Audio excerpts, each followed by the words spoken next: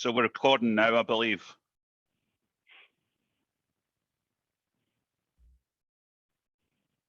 Just let the crowds come in. Are you're recording already, aren't you, Johnny? Good morning, everybody. Welcome. Great to see so many familiar faces again. Absolutely delighted to have Davie Martindale join us today. Certainly a bit of youth and energy compared to the last 3 weeks that we've had. So really looking forward to today. I'm just going to throw a disclaimer out there. Johnny Brown is a die-hard St Johnstone fan. Davie's playing at St Johnstone tomorrow, so I've given him the insight. Don't give away the secret sauce before we get started here. But really looking forward to this today. Again, thanks to everybody for joining us. Johnny, just a quick one before we get started. Do you want to screen share that thing I sent you? You know, I think we're all in the same boat here. We're based throughout North America, Canada, all that stuff, and we all miss home desperately. This morning I saw this tweet, and I don't know if he's on. I'm sure Rico's on. I saw this tweet this morning. You know how, and you see these things and you're like, holy shit, man. You know, you just think of the simple things that you forget about back home in Glasgow. And Rico's missus is obviously a 1 in a million, where she's went and got him a real loaf. You know, and not even that, but he's taken it to another level. So kudos to you, Rico. I don't know if you're here, mate, but you normally are. But quick tip of the hat to you when I saw that, Rico. And, sorry, Eric, I think it gets better. I think he's getting married tomorrow. I think that's his last bit of freedom is a bacon roll. So that's like a stag night, just feasting on a loaf of bread. I think so. I think so. Absolutely top drawer. Absolutely top drawer. Well, David, how you doing? I'm good. I'm good. Brilliant. Thanks so much for joining us. You're all prepped for tomorrow then? Nah, we're all there. You do most of the work early doors in the week. Today's just about finer details, to be honest. So, we're all good. Yeah. And you're just a quick intro, David. I know you were born and bred in the West Coast. You were a Govan boy originally, weren't you, Davie? Yep, I born and bred in Govan, moved through to Livingston, I think, when it was about, I can't really remember, 10, 11, 12, something along the lines. And you were in at Rangers back in the early days, Davie? Yep, I used to go to the Rangers training academies, when they had the local schools, and then they would take the local academies. So they had a Livingston one, a West Lothian one, and I was part of that. Yeah. And you went through the journey and tell you what a journey you've had at Livy. You know, you've been in there, 7, 8 years now, and you look at the rise of the club. You know, they had gone through quite a roller coaster, and you look at the rise even in the 7 or 8 years that you've been there yourself, Davie. Well, it was tough at the start, to be honest. The only reason I got into the club is because they were so badly ran, for want of a better word, and they had no money. So that was probably the opening for me. And since I came into the club, me and Hoppy took over for Birchie. We got relegated that year. We were in the job 6 months, got relegated to League One, and that was probably the step back that propelled us forward, because we went on and broke all records in League One and then got double back-to-back promotions, which took us to the Premier League. And I think, you know, you've certainly worked with some good characters, some big personalities there as well, Davie. What would you say, and I know King is going to dig into some of the content stuff, which everybody's really looking forward to, but what would you say your biggest area of strength and success is to, you look at having been there 7, 8 years, literally walking in the door as a volunteer to becoming first team manager in a fairly relatively short piece of time, Davie? It doesn't feel a short piece of time. I don't know, to be fair. I never came into Livingston with aspirations to become the first team manager. I've been offered the job a few times previously. Yeah. And I didn't want the job. So I think the organic evolution or organic development of myself, like, I never came in with aspirations to be the manager. So I just came in every day to do my job. I was super, super proud to be involved at a professional level. Yeah. And I've just always honest. I just be honest with the players. There's a good honesty about everyone who's within the staff. I didn't like it when I played football and you had a manager who was tactically and we're going to give a wee rest this week. I just like honesty, and I think the players, it can be a brutal honesty at times, but I think the players respect that. Yeah. And one thing we talked about just before we come on there is your coaching journey. You've gone down the pathway of the Irish FA. You certainly, you put your time developing yourself as a coach. How has that been going, David? It's going well? The Irish FA has been perfect. It's been brilliant. Yeah. COVID kind of disrupted it slightly. Yeah. It probably knocked us back for me getting on my pro licence, because you've now got to have a year in between. So it knocked us back probably 2 years because of COVID. We couldn't finish for 8 to go on the pro the following year. So the pro license is a two-year journey, and I think the next one's 2023. So I'm just waiting in an opening for that. That's the B license completed, the A license completed, and just looking to get on the pro license now. And the great thing for you as well, Davie, is you're a coach, you're a head coach. You love to be on the grass, you love to work with players. I'm sure there's a lot of satisfaction coming from, as you're not taking the old school manager role. You're on the grass, working with players. I'm sure that's a big part of your satisfaction as well, Davie. It was probably one of the reasons I didn't want the manager's job in the first place. I enjoy the day-to-day interaction with the players. I've got a really good relationship with the players. I'm in the first team dressing room quite a bit. I share a seat with them. They're in the office quite a bit, and you're on the grass with them. And I always found being a manager, it was inevitable. You're going to move on for the football club. You're either going to be successful and someone else is going to come in with an offer you can't refuse, or you're going to be unsuccessful and you're going to get sacked. And that was probably one of the main reasons I never took the job previously, because I enjoyed being a coach at Livingston on the grass with the boys, coaching them every day. I enjoy that part of it. And one of the big success stories of where you've been over the last few years is you've consistently punched above your weight. When you look at resources, you look at infrastructure, you look at what you're competing against. Are you pretty realistic at the start of the season with regards to what success means? Yeah, but we speak about it. We speak about it staff. We speak about it as players. Within these four walls, have we got ambitions to do better than 10th in the Premier League? Of course we have. Of course we have. But is our realistic target 10th? Of course it is. You can't keep punching above your weight. You've got to, there's an element of luck with recruitment also, and you've got to get your recruitment bang on. You don't get that recruitment right, you're in trouble. And this year's been a testing year, to be fair. This season's been very, very testing. I think we've got enough to stay in the league, of course I do. But it's been testing with the transition in players, and the recruitment's been difficult because of Brexit. Brexit's threw up new challenges, to be honest. And are you very hands-on with recruitment as well, Davie? I'm assuming you are. I've done the recruitment for 5 years. I was assistant manager, head of football operations, whatever way you want to call it. But I've done the recruitment for 5 years now, probably 6. Worked with Hoppy very closely, 2 years. Worked with Holty very closely, and then obviously worked with Marvin and Dougie this year very closely. But I've kind of been the point of contact for all players coming in and out the club for the last 5-6 years. But even that group we compete with, Davie, I look at the Motherwells and the St Mirren, and maybe the Hibs, Dundee United. Dundee is you look at the fan base, the history of the clubs, the resources. That's a hefty group that you're constantly, you're going into the ring every Saturday, and that's a hefty group, irrespective of Old Firm. It's a hefty group that you're in the mix with. No, definitely. Like finances for me. Yeah, you can punch above your weight, but you're not always going to be able to punch above your weight. Sometimes there's going to be a leveler at some point.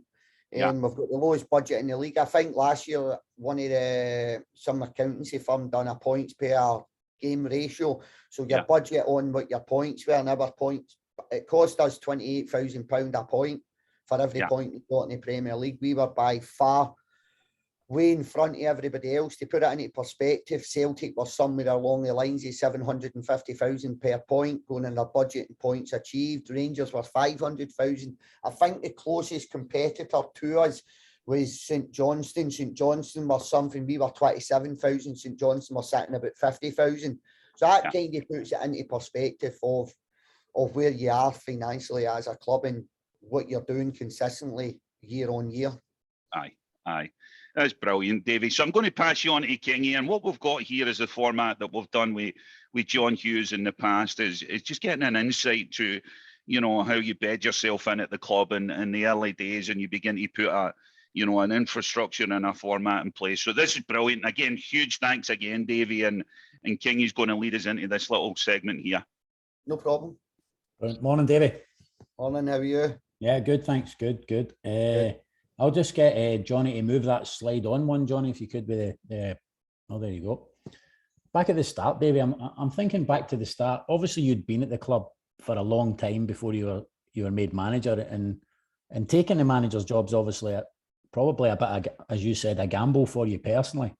But what was it like going in there the first 30 days to kind of changing the way you were with the players and your persona, if you like, because you've gone from being maybe their mate, their coach, and now you're the gaffer. How did that first 30 days go? I'm going to kill you here. Nothing changed. Nothing actually changed. Honestly, I've been here for 8 years and it's been an organic progression. Nothing changed. Nothing changed, albeit some of the boys call me Gaffer now instead of Davie. I'm quite happy with them calling me Davie still. So absolutely nothing changed. I was the assistant manager, head of football operations, but I had a very, very hands-on role. So I wouldn't say like it's difficult to explain, but nothing at all changed. The only thing that changed from my perspective is I took the team talk before the game and I done the media duties. That was it. That was the only thing that changed for my day-to-day running off the football club. And like the media thing obviously interests me. Like before coaching, I was like back home, a journalist back home, and I think people have appreciated your honesty when you come out after games, and rather than giving it the old, here's my book full of excuses or here's my book full of platitudes, you basically tell it like it is when you come out. Was that something you thought to yourself right away? I'm going to be authentic. I'm just going to be me. I never thought about that side of it. I don't sit and think too much about the media duties. I'll answer every question as honestly as I can. I think the boys know me well. I'm not going to throw players under a bus, but I also think there needs to be a genuine honesty when you're talking about games, you're talking about performances, myself included. So I just want to be myself. I think I'm being very, I don't want to be stereotyped, i.e. because I can see myself sometimes with the generic questions you get asked. You can see yourself looking to give generic answers, and I try and stop that. I try and take myself away with that, and I try and just put it into a brutal honesty. Like, we've not been winning games. If we're sitting 10th in the Premier League, right?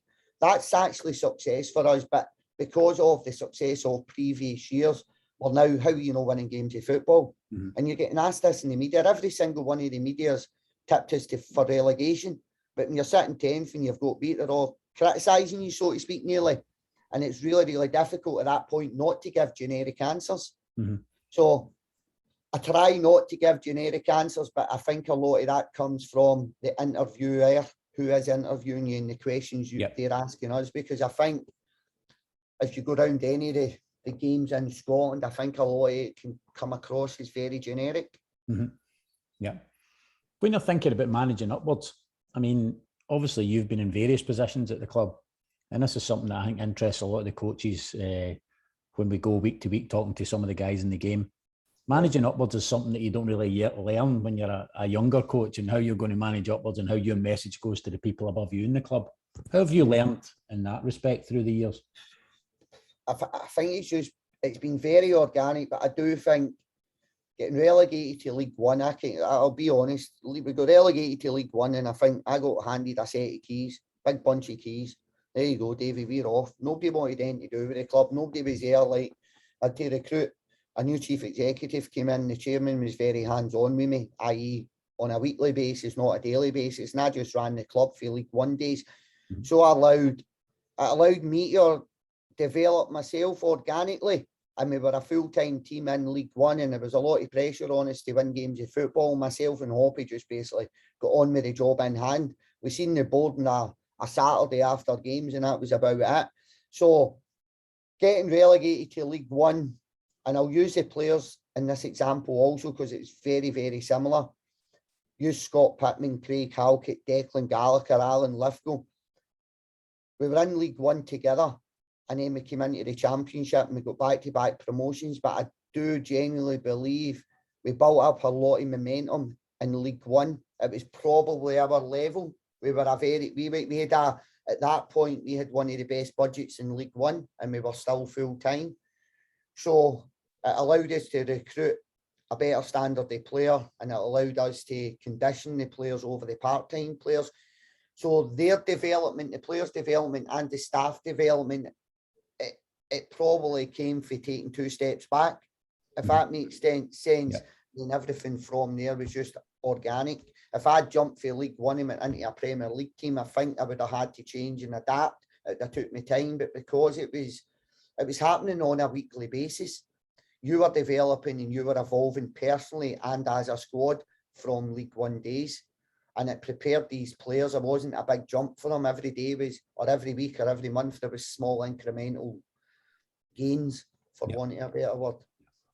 So when you look at like this season, before we go into how you specifically your methodology and how you work during the week, how hard was it to? I mean, I know Foxy from my B licence and my A licence, terrific coach, and you Tony Craig there as a goalkeeping coach, and it seems to me that you're a guy that brings people in, you know, team like that, coaching team like that, and then you lose to them to Dundee United at the end of last season. I mean, that must have like ripped your heart out a little bit to see those guys go. No, that's what it's all about. We're here to develop. We're here to develop players, but we're not just here to develop players. We're here to develop staff as well. Listen, it's no secret we're probably the worst paid coaches and players in the Premier League. I'm not going to sit and sugarcoat it. We are. I know we are. So Foxy came to me and he was originally going into Hibs. Hibs has spoke to him and he's a good friend of Jack, and Jack had offered him a position. And I'm like, well, they're in Europe. The win bonuses and the European bonuses and the actual basic wage was far more than he was going to achieve with Livingston. It made sense for Foxy to make that progression. I wouldn't have held Foxy back when he spoke to me. I was delighted for him, absolutely delighted for him. Obviously, Foxy's then went on to go to Dundee United, but initially the chat was for Foxy to progress with Hibs, and I think he was actually in the building with Hibs. The contract wasn't signed, and then for whatever reason, he's ended up at Dundee United.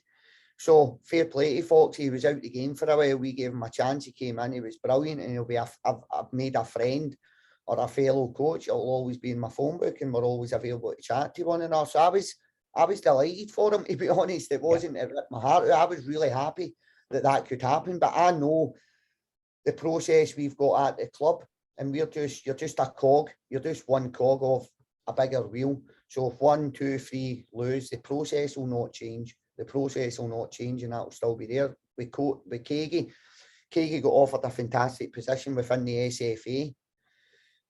Again, it's no secret. we're probably part-time wages at a full-time club, for wanting a better word.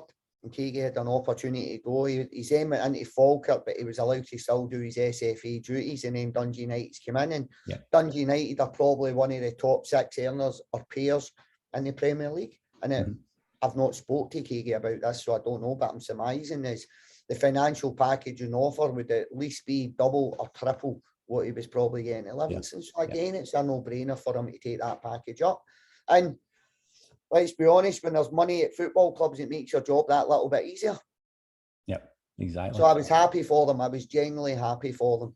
Yep. When you looked around your dressing room, I mean, identifying leaders and all that, and I think Marvin Bartley's always impressed anyone when he talks on issues in the game and stuff like that. Was he just someone you looked at right away? I know you didn't like advertise. I don't think you did advertise for the post. Was he someone you looked at right away and thought he's the next assistant? To be honest with you, I'd always kept in touch with Foxy. So when Holtley left and I was looking for an assistant, Marvin was the prime candidate for me. When I met Marvin when he was still at Hibs, it was something Marvin and I had spoke about previously. I'd made him the reserve manager, then COVID hit, obviously, so he'd only really got a taste of that for about 8 months. Marvin was the obvious choice, but I needed Marvin on the football park that year. I needed him on the park. I couldn't afford for Marvin to come and be the assistant manager stroke player. I don't think it would have worked at that point, and I don't think we'd have achieved the success we would have had last year if Marvin came in as the assistant manager. I'm very big on letting things like situations are not in my control. So I went and got Foxy, and when Foxy got a better opportunity financially to go elsewhere, let's be honest, where would you rather? Would you rather walk out of Livingston with 800 fans or Easter Road with 18,000 fans? It's a no-brainer. It was an absolute no-brainer.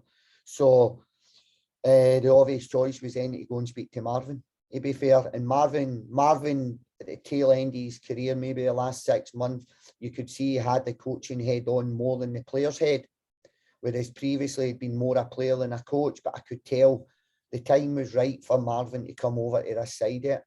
And I do think it's difficult to do both. I really do. Yep. Kenny was at the club and he was a manager, player manager, and I've seen it firsthand how difficult that can be.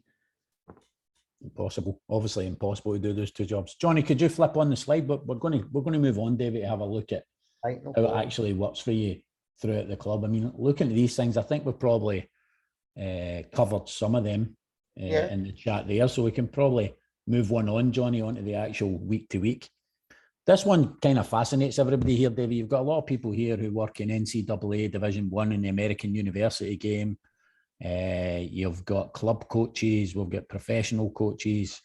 So throughout the kind of NASCA membership, you've got a lot of different demands that they face during a week. But I was just thinking, we looked at this and Johnny Burns put this one together. This is probably a typical British model of a week in training.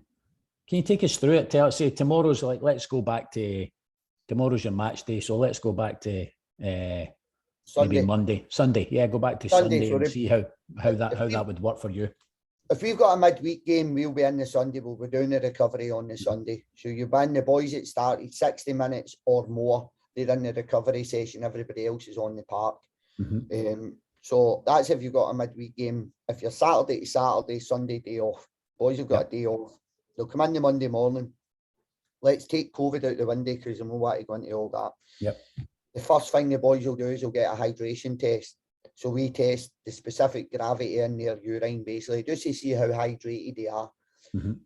Over the years, again, that's something organically it's tightened up. It used to be 0.020. We've got that down to 0.012 as a pass. So everybody's got to come in the building and they've got to pass their hydration test. Then they get their breakfast. And then there's a morning gym session, optional, upper body gym session at 9:45 to 10:15. It's optional. And the reason why I've thrown that in and the reason why it's in there is to try and keep players out of the gym at night. I don't want the boys going home from the football club. We've got everything at this football club to make you a better player. I don't want you going home at night and eating into your energy resources for next day's training. So as an optional gym session, let's call it an upper body session, an Ibiza session. It gets busy from March onwards, right? So it's going to make you a better football player. Debatable. Is it going to make you look better in a strip? Probably. So optional gym session at 10:15. They come back. They've got breakfast as well for 9:15 to 10 o'clock. So they can play about with their morning hydration, breakfast, gym. They'll come back. We've got a big slush machine, and that slush machine's fully protein, fruits, and spinach and water. And they help themselves to protein after every session. It's in the tunnel. We've got the luxury where we train at the football park. So whenever you're doing any kind of conditioning, we encourage, well, it's more than encourage. We put your arm up with your back and put you in a headlock and make you drink your protein. So you've got a half-hour window. So the boys will go and do their gym session in the morning, their optional gym session, 10:15, come back, fill their body with the protein, and then there's a pre-activation session. That will roughly be 10:30 to 11 o'clock, and then there's a field-based training session, 9 o'clock to 12:30. Then they've got to, before we allow any of the boys on the phone, if I'm going into too much detail here, no, that's perfect. I love the detail. All right. The boys will love it. The coaches will love that, dude. 12:30, they come in the tunnel. They've all got their own specific cup with their numbers on it, and that cup's got to get your protein in it. So that protein's then in your cup. You've got to get your shower, your ice bath, and your lunch and your protein before you're allowed on your phone. We don't let anybody on their phones till they 4 processes have taken place.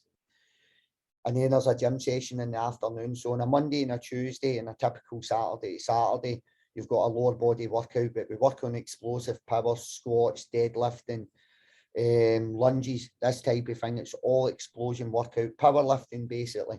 So we do a lot of that in the afternoon.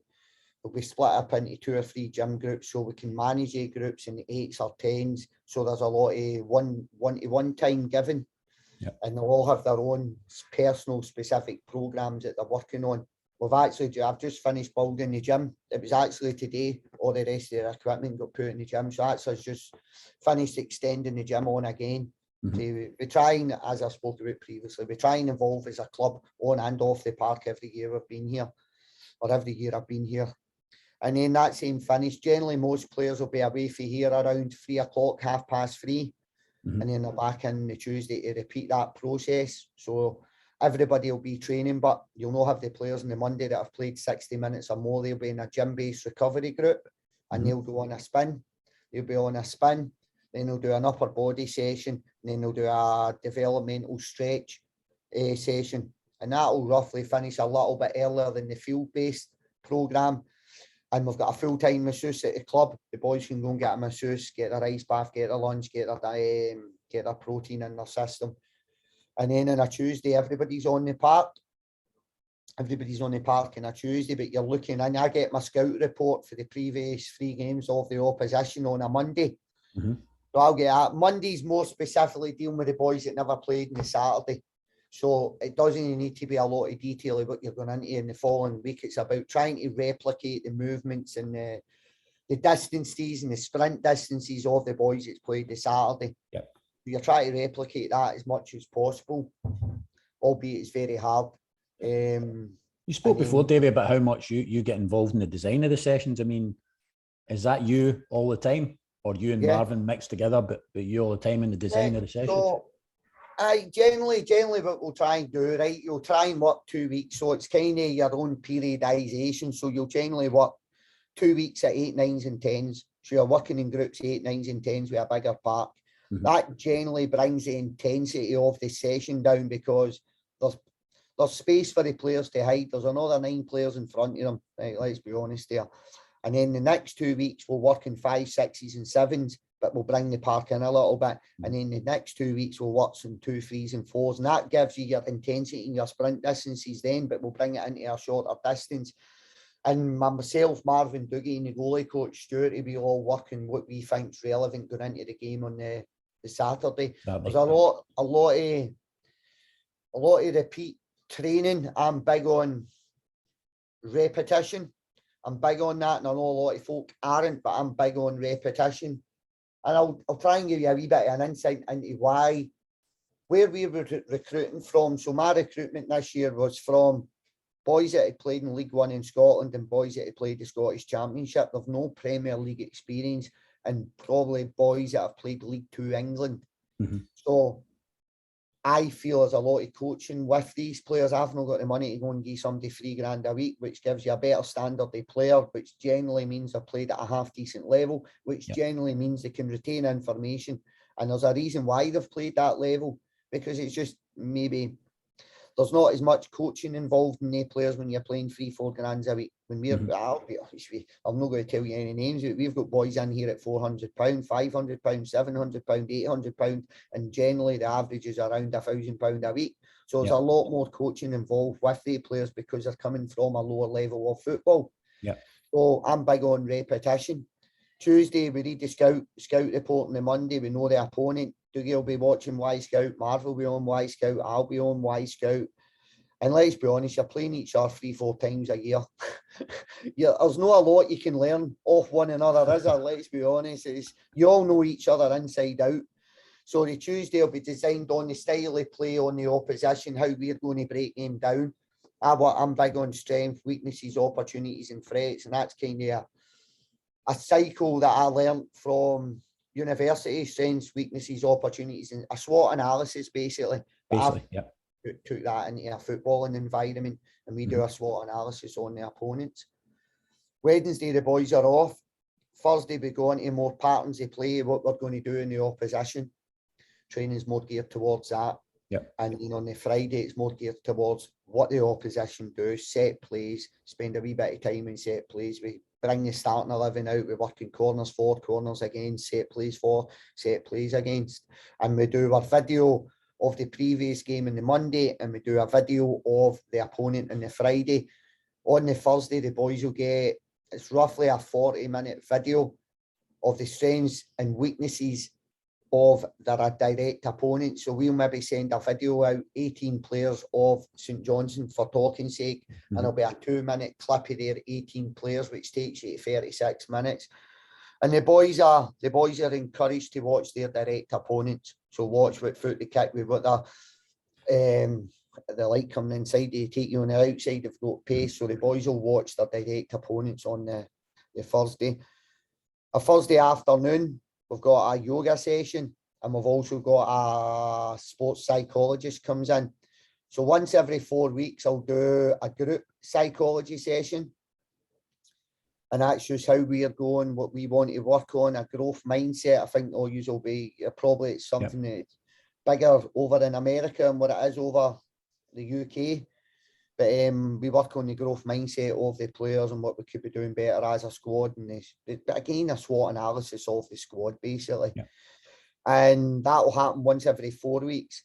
Every 3 weeks in between that, we take 4 players, and 4 players will get a one-to-one session with a clinical psychologist, which is also a sports psychologist, which I think's a support mechanism that's missing in football, if I'm honest. Mm-hmm. I think you speak to a player, you'll be all right, go and get on, mate, son. So we're big on how do they retain information, working on their capacity to retain information. I've found in my evolution as a coach, not every player learns on the grass now, because a lot of the players coming through, they've learned on they're sitting with their iPads or their iPhones 16 hours a day. So I try and work out what each player's learning, how they learn. Yes, they'll learn on the park, but not everybody learns from being on the park. A lot of them are visual learners, a lot of them are verbal learners, and a lot of them are tactile learners, which is out in the park. So that's where the sports psychologist comes into that.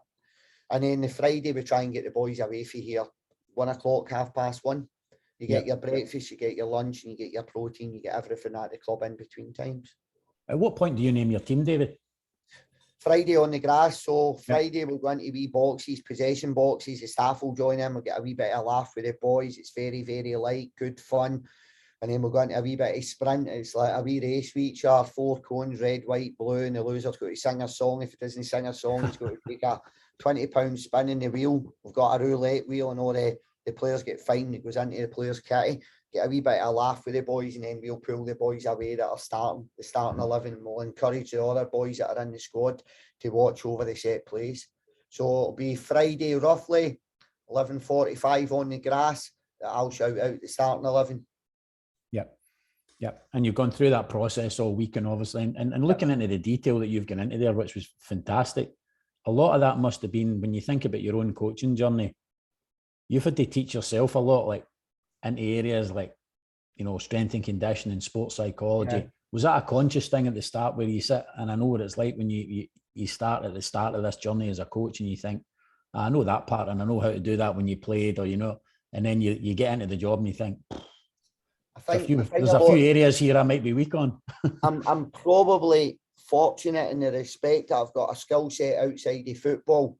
Mm-hmm. I went to university. I've got my honours degree, so that probably changed the way I learned. Mm-hmm. So I was a lot more academic at that point, where the SWOT analysis comes into it. You plan, do, review, adapt. I kind of use that philosophy going into every season, because I think you've got to be able to adapt. I might start the season at a 3-5-2, but the players recruited might be for a 3-5-2 system. But if it's not working, you've got to find a way to make that work.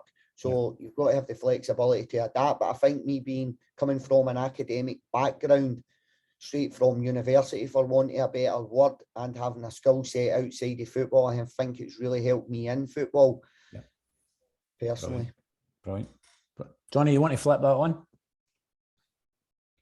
That was like a kind of, we probably went through a bit of that there in the training structure and stuff like that. I mean, have you thought about that consciously, Davie? Like when, if things are going badly, do you think maybe I should change it up? Or do you think, no, I trust my process? I think you've got to trust the process, but you've also got to be big and ugly enough to understand, well, if it's not working, you may have to change something. There's I'm sure you've heard it before, but a sign of insanity is keep doing the same things and expecting results. And I think that you can say that for any walk of life. It's not just football. So we do look at ways to change that, but you trust the process, but the system can change within that process. So your change of shape, for talking sake, with a 4-3-3, we might need to go to a 4-2-3-1. Mm-hmm. There's different, you can change the shape, you can change the personnel within the shape without changing the process. Does that make sense? Absolutely. But probably look at more of the detail than changing the process. So I would look at change of shape, change of personnel, that type of thing. Has that been hard this year? Because obviously, I think before people would look and say, and from what we see, seeing the games and the highlights over here, it looks as if sometimes you're maybe trying to evolve away from the way you played before, a little bit more expansive than being stuffy and hard to beat in the way people credited you with before. Yeah. And then when you're doing that and you're not getting the results, how tough has that been? And you're thinking, it's tough, but what I promised myself, because I've been through this, I've been through different circumstances similar to this in the 5 years at the club. I don't feel any different today than what I did when I was an assistant manager. Nothing. I don't feel any more burden on me. I still felt the exact same things. So, yeah, I found we went on this incredible unbeaten run, and we went from suddenly being underdogs to a team that everybody was then setting up and saying, come and beat us. Out with probably your old firm, maybe your Aberdeen, Hibs, Rangers and Celtic were a wee bit different. Everybody else in the league was saying, come and beat us. So I had to find a way. I couldn't still play the same way we played. Mm-hmm. So we've changed the shape slightly this year. Historically, last year we were a 4-2-3-1. On occasions we were a 3. We've had to change the shape. We've been a wee bit more expansive, but we've added another number 8 into a centre midfield area, which should have made us a wee bit more compact and narrow out of possession, which it has. You've got to look into the detail why you're losing games of football. And we've probably lost 6 to probably 7 points this year. And I spoke to Max, the keeper, myself, through individual errors. A couple of outfield ones, but basic goalkeeping errors. Yeah. And it's been difficult, and I've got to support Max in that process. I brought in another number 1, a keeper, but I'm not a big one on a number 1 and a number 2. I like to try and get 2 number 1s in the building, but financially it's difficult to do that. Our number 2/1 has not been about the club now for the last 2-3 weeks. He's away back to Norwich through personal reasons, so it's been really difficult. Max has probably not had the competition he's needed, and we've probably lost really, really slack goals. Yeah. Performances have been there, albeit the Hearts game was the only game I could probably hand in heart come out and say we never turned up the day, we got battered.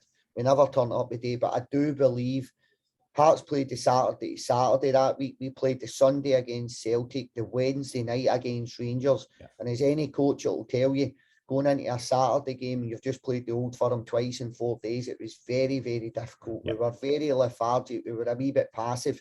And we've had a lot of injuries this year as well. The day was the first time I've been able to leave boys out of a squad. Yeah. That's the first time this season I had a decision to make on the bench today. And that was today's training session. To be fair, if there's one place you don't want to go right now after 2 Old Firm games, it's there, isn't it? That's probably the worst. The worst place to go is their place at the minute because they're bumping.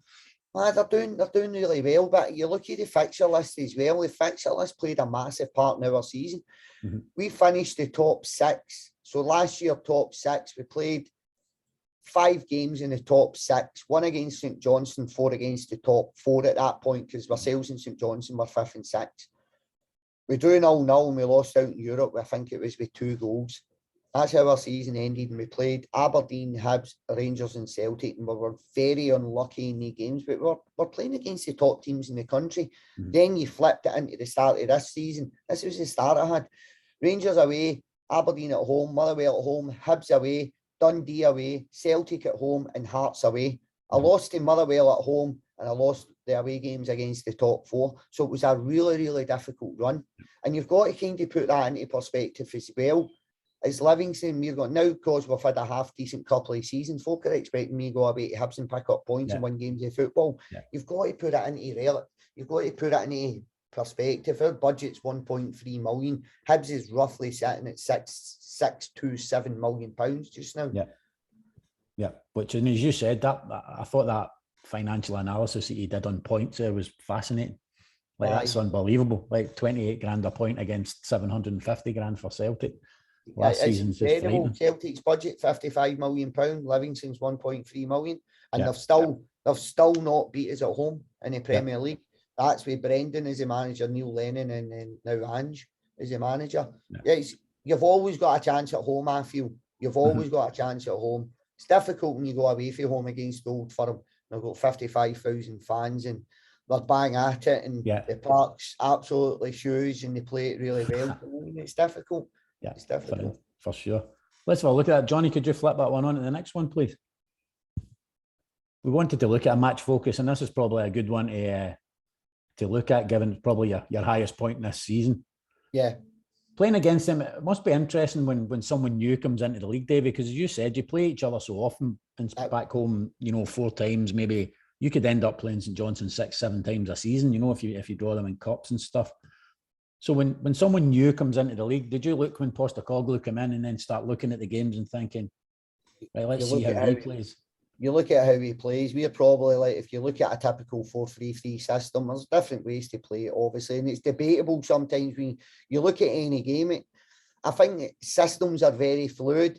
Does anybody actually play a 4-2-3-1, a 4-3-3? You look at it within the games, you're looking at systems, sometimes you're going, what shape are they? You don't know what shape they are. So in a typical, let's say they're a 4-3-3 system, that was what I based Celtic on, but they played it differently.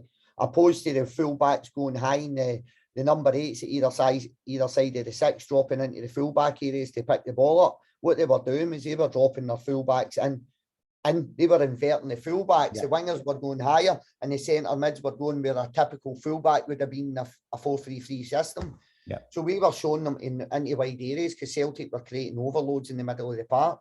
Yeah. Need to be careful what I'm saying in case Ange clicks onto this.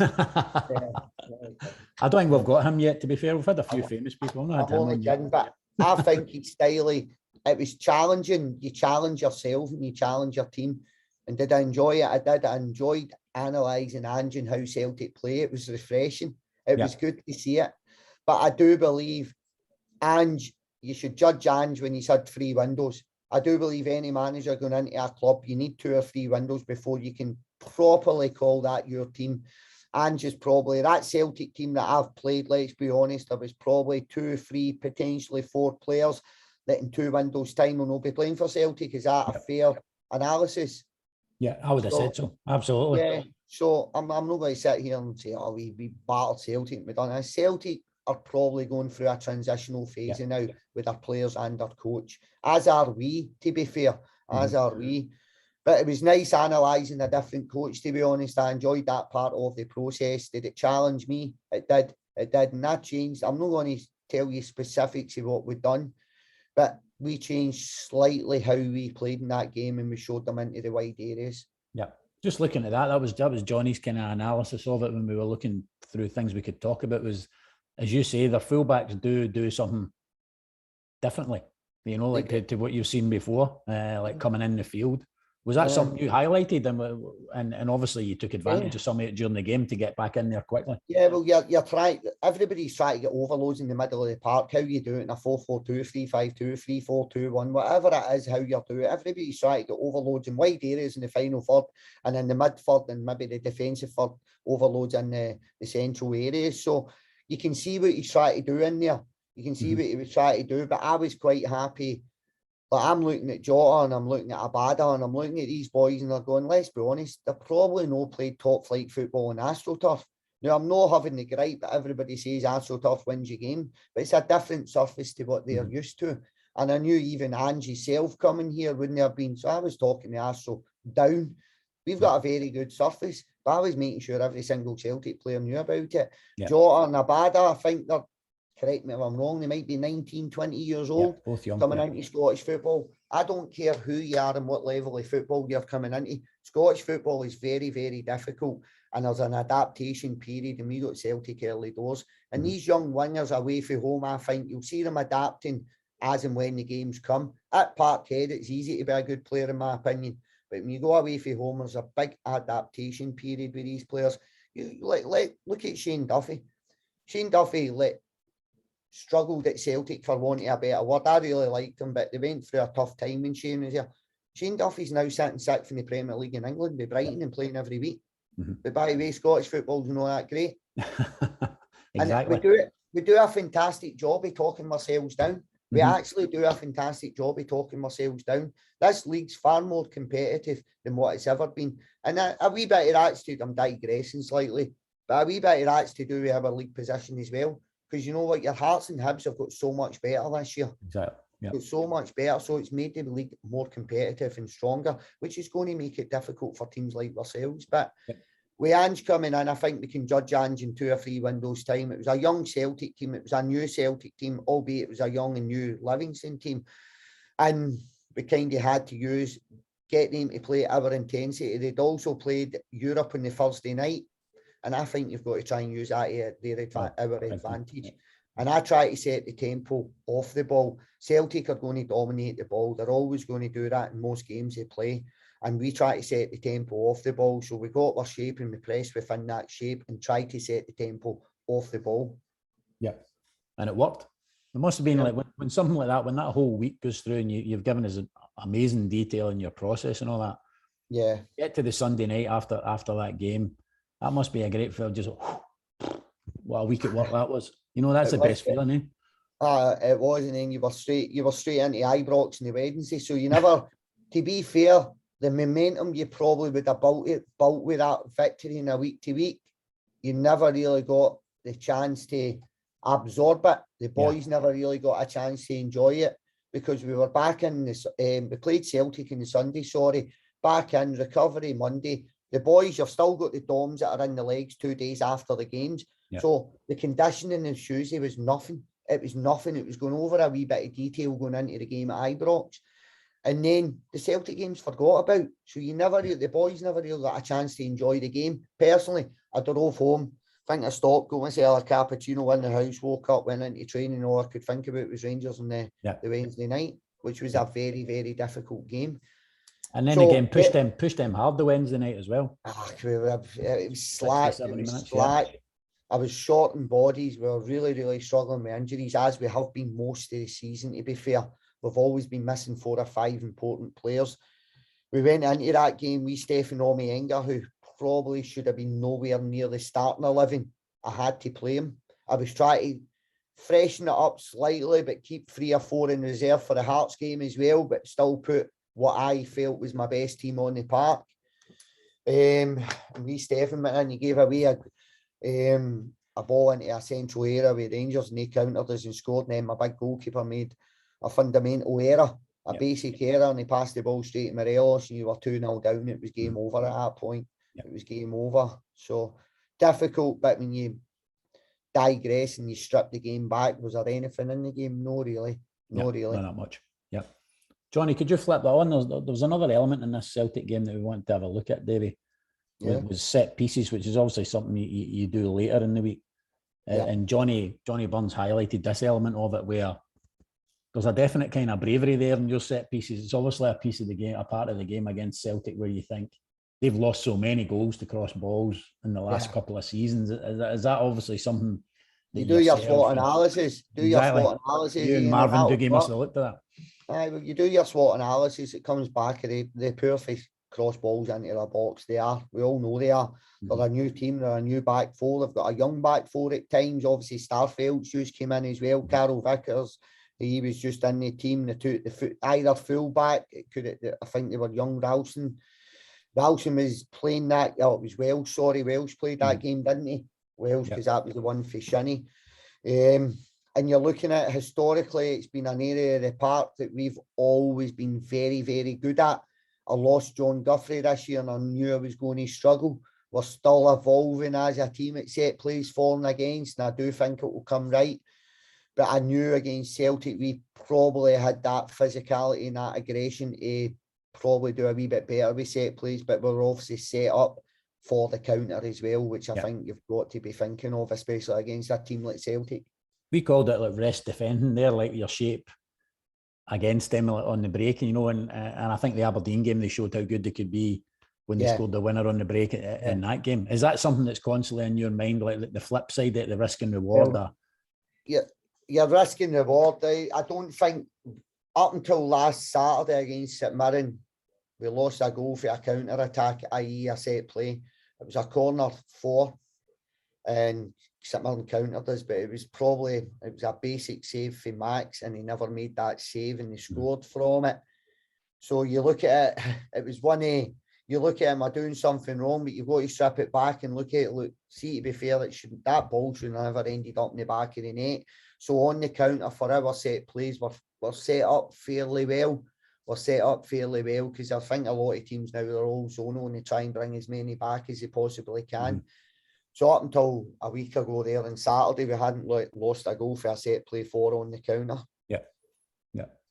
Johnny, you want to flip that on one more? There's one more element of this we looked at. And I think this is something, I think with the injury to Kyogo when you played them. I was delighted. I was going to say that, having watched the Old Firm game, I think like everybody here, all the coaches on, the one thing about him, and when he came in, I think if we're all honest, like when he came in and he was making a signing from the J League, if you don't scratch the surface and look into it in depth, you think, it's the usual one when you're British, in it. How's he going to fancy it on a wet Wednesday at Livingston, all that stuff? But then you look at his movements.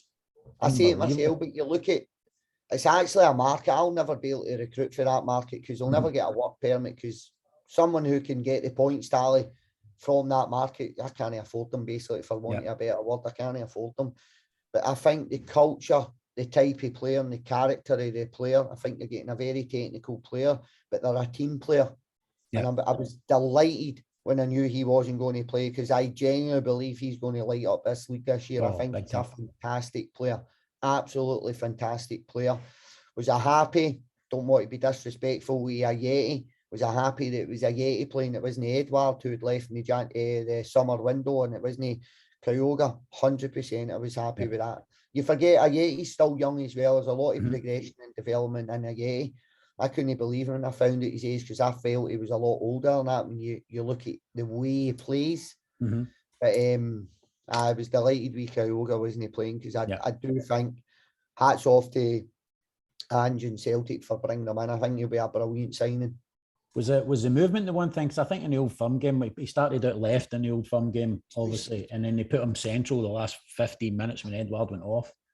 And I think Davie, his movements. Love it. I love watching him. Just his general desire to play football. There's just a genuine hunger to go and chase the ball down, go and try and get the ball back. For me, that's what I look for in players. Doesn't cost anything to run about him. You strip the game back. Like, see if you've got 11 players on the park that have all got a genuine hunger to go and try and compete, you'll always do well. You'll always do well. For me, I think he's going to play in the left for Celtic. I don't think they brought him in as a 9, but I think he's probably going to end up playing as a 9 until they get to the January window or the summer window next year. But I do think he's just got that explosion, genuine pace. His movement's very good. And let's be honest, he needs good movement to play in the Scottish Premier League, because if he wasn't moving, he was getting kicked. Looking at the analysis that we did of that game, we felt like you were kind of comfortable with them having the ball in wide areas. Is that a general principle for you, or was that match specific? No, that game specific. If you look at Edouard's decent, right? Edouard was out of the picture. Ajeti was quite comfortable. My 2 centre-halves could deal with him. I was. So I'm not happy with balls into my box. I don't want balls into my box, but I was fairly comfortable with giving up possession in wide areas. Then we could get that aggression to shut the ball down or shut the cross down. We're still going to try and stop the cross, but we were quite happy to give possession away in wide areas. Yeah. Or give possession of the ball away. Yeah.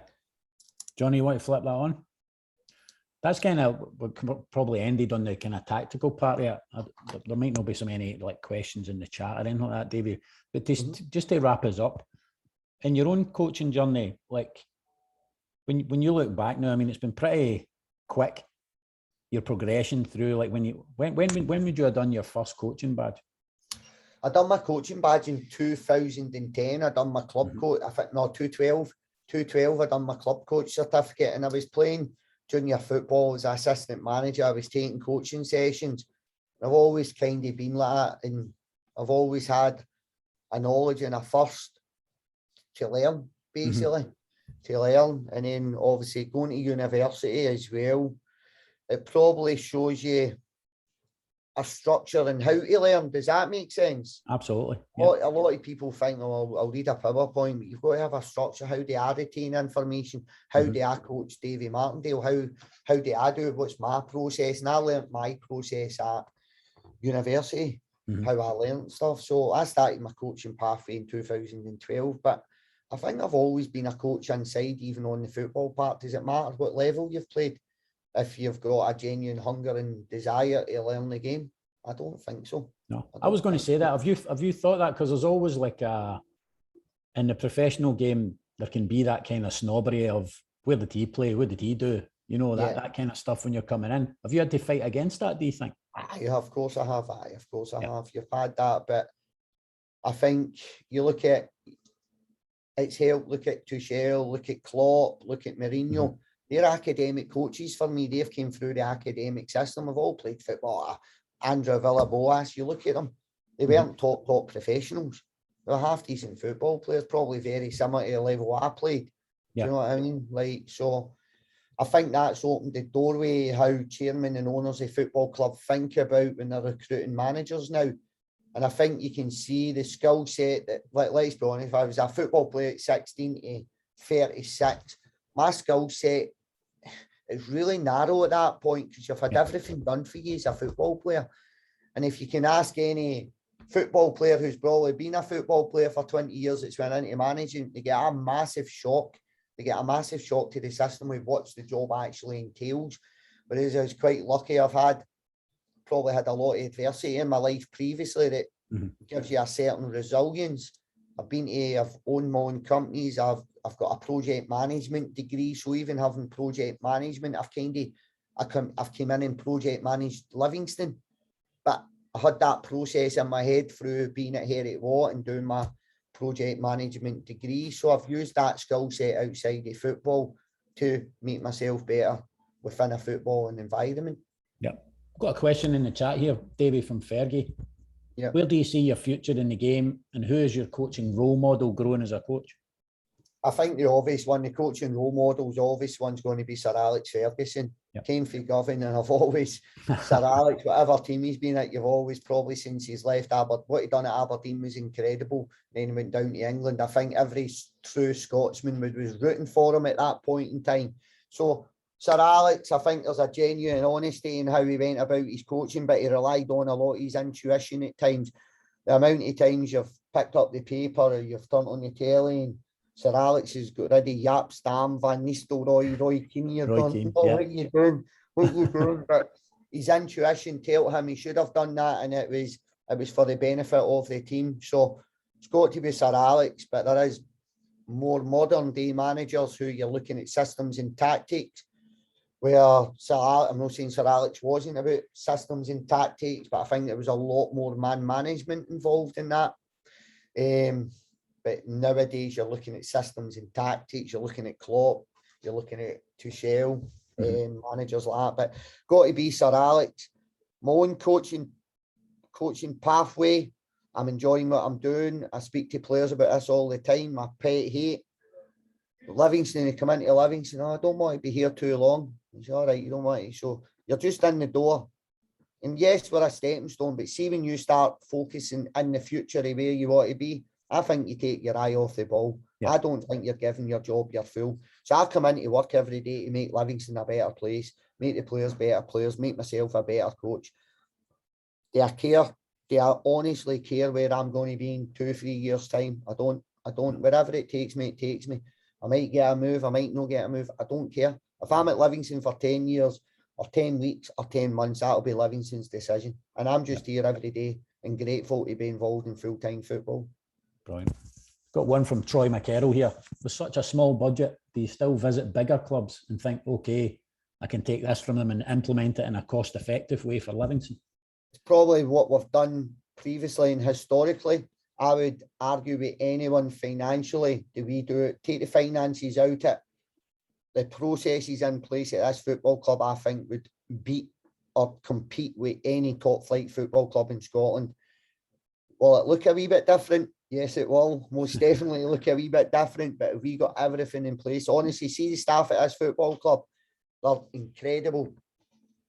A physio probably does about 4 different jobs. My kit man does about 4 different jobs. Marv, Doogie, Stewarty, everyone is, honestly, we all dig in and we make this place a place for players to come in and develop. And we do everything that is football. There was very little nowadays that I can go into other football clubs and go, oh, we need to look at doing that, because I think we're up to date and we're on the ball with it. Other than maybe having oxygen chamber, cryotherapy chambers, which are financial. They're financial. There's not a lot more we can do. I've actually got a boy that's got a mobile cryotherapy unit, and we try and use that as much as possible, but it's cost dependent. Yeah, which just shows you the level of detail you're going to. Final one I would say, just to wrap us up, Davie, would be what so far has been your journey so far? You must, everybody has a bit of a moment where they have an out of body experience and go, geez, well, I can't believe I'm actually doing this, or I can't believe I've achieved that. What? I've never really had that. My wife always says, you're so hard to please. Like, I think it comes from, I'll be honest, I think it comes from being in prison. You've just got a certain resilience about it. I don't get too up, I don't get too down. Probably if I go back to my very first game in professional football, John McGlynn was the manager. This is a surreal moment. It's probably the only one I can actually think about being surreal, and it's probably for the wrong reason. Sitting in the dugout at Easter Road. So I've just came for Broxburn Juniors in the Championship, Rangers, Hearts and Hibs. You couldn't ask. You couldn't have timed it any better. How good were you at Broxburn Juniors before you come to the end of the story? How good a player were you at Broxburn Juniors? I was decent. I was just stupid. I was decent. I had wee Scott Pittman doing all my running for me, so it was no bad. So sitting there in the dugout, Easter Road, 18,000 fans. I'm sitting there and I went, this is decent. And their goalkeeper scored for a goal kick. Honestly, I'm like, did that just happen?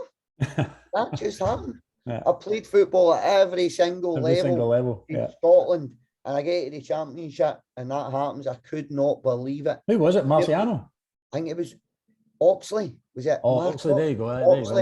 Oxley. I'll not tell you who the keeper was. That's not fair on him. He scored for a direct. Honestly, I couldn't believe it. Could not believe it. But that's probably the only instance where I've probably went, did that just happen? Like, but walking out at Easter Road, probably that first time was probably the only time. Every other time, I can just take it in my stride, to be honest. Yeah. Just take it in my stride. I don't get too up, and I really don't get too down. Yeah.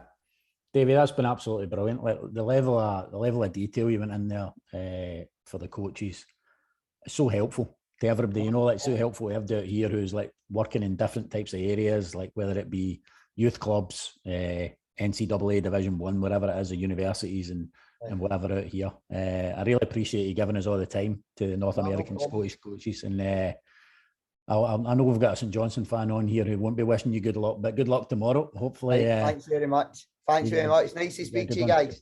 Brilliant. Thanks very much, Davie. All the best. Bye-bye. Bye-bye. Cheers.